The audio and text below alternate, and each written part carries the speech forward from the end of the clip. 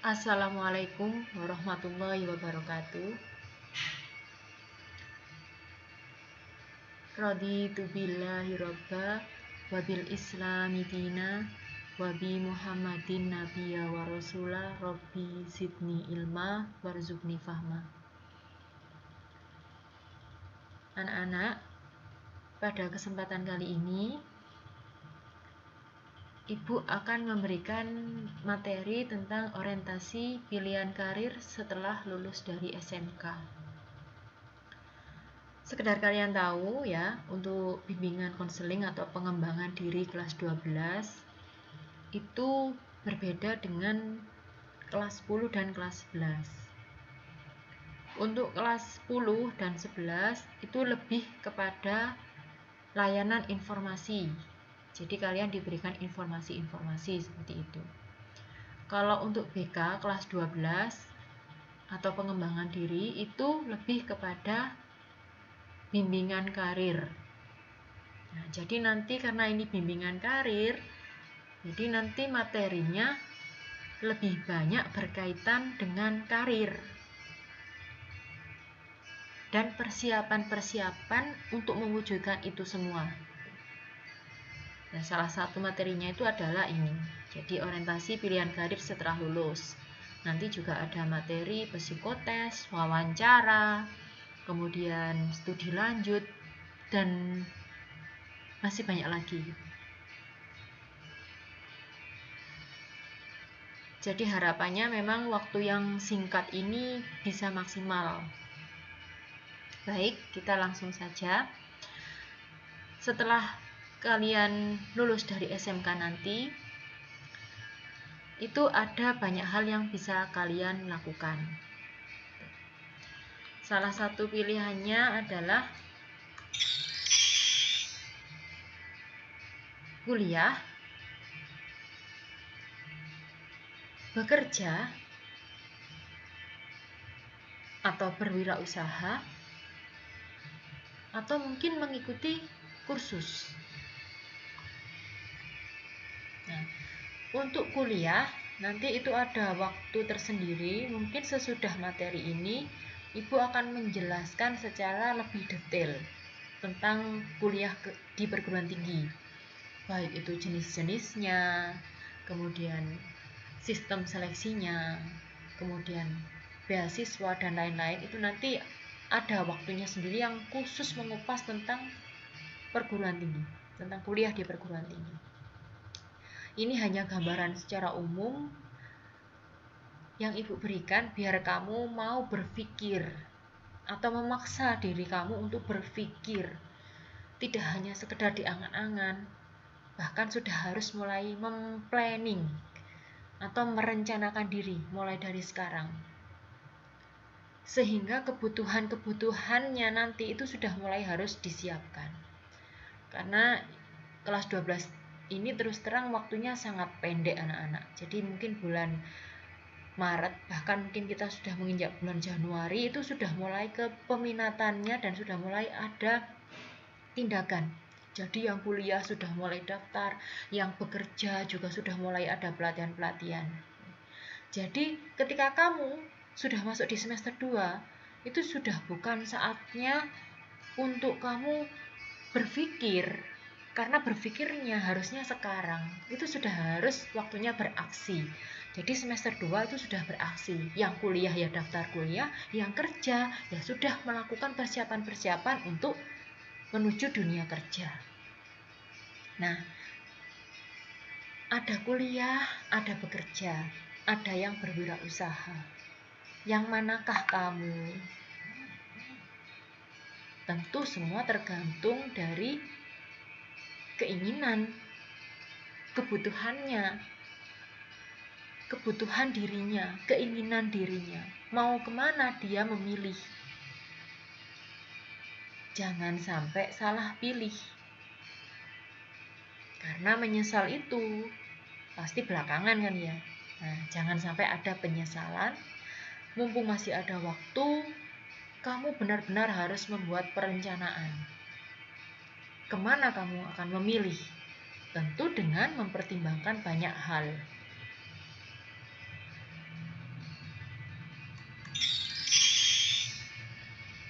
banyak hal yang harus dipertimbangkan.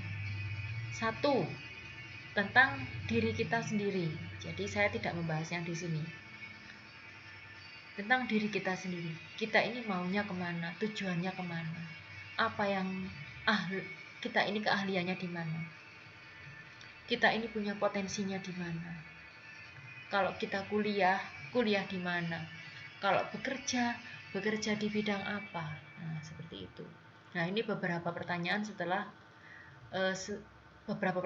kalian lulus gitu ya. Kalau mau melanjutkan ke studi lanjut, nah ini mau kuliah kemana, kemudian prospek apa tidak jurusan itu, kemudian langkah-langkahnya apa saja.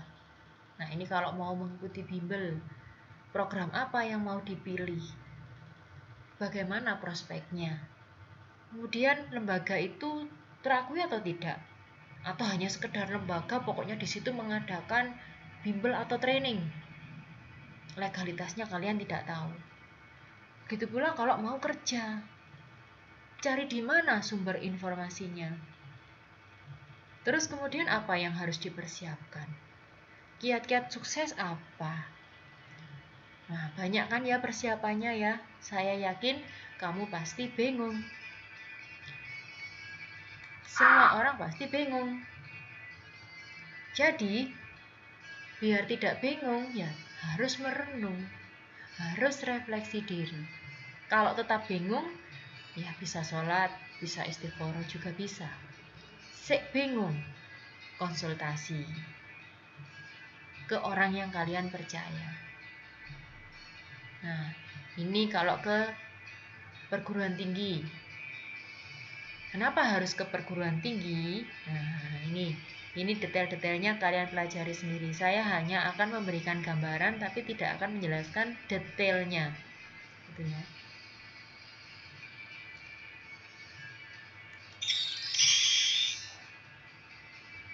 Ini kalau mau ke perguruan tinggi, hal-hal yang harus diperhatikan untuk studi lanjut. Jadi kalau mau ke perguruan tinggi harus tahu akreditasinya apa, bentuknya apa, atau jenjang pendidikannya apa, S1 kah, atau mungkin D3 kah, atau D1 atau D2, bedanya apa, kemudian bagaimana cara masuknya, apa bedanya perguruan tinggi kedinasan dengan yang tidak kedinasan. Nah, ini kalau mau ke pelatihan.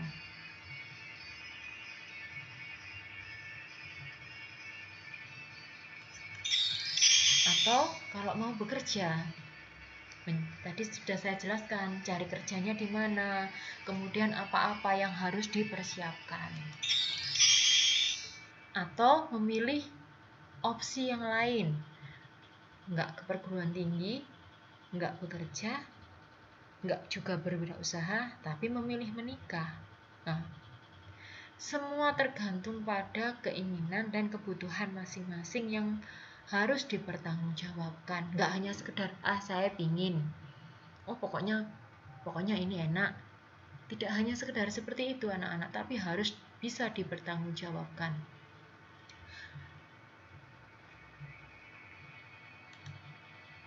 Selesai. Kita kembali lagi ya.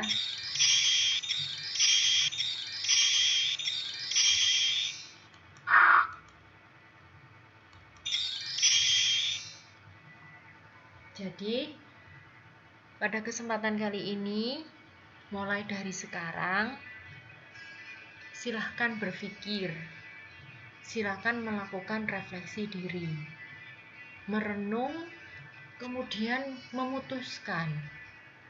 Setelah lulus ini, saya mau kemana? Saya mau kuliahkah? Atau saya mau bekerja? Atau saya mau berwirausaha? Atau menikah? Kalau kuliah, kelebihannya apa? Kekurangannya apa? Kalau bekerja, kelebihannya apa? Kekurangannya apa?